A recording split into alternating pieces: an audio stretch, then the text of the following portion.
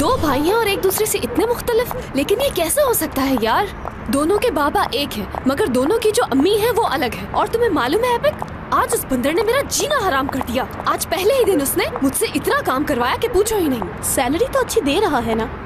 पैसों की बात नहीं है, मैं ये जॉब छोड़ रही हूँ। वैसे भी अम्मी घर चली गई हैं तो 2-3 दिन में कोई और जॉब ढूंढ लूंगी। मिल ही ना जाए तुम्हें कहीं।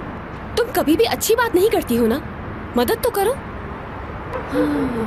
हयात बोलते हैं मुझे, मैं भी हार नहीं मानने वाली हूँ।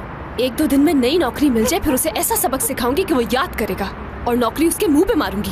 क्या बात है हयात, अब चले?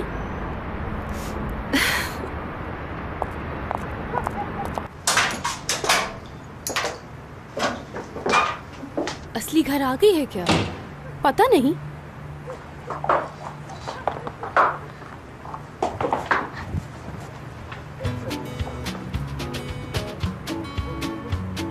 आ गए तुम लोग? अम्मी, आप तो आज सुबह घर जा रही थी ना?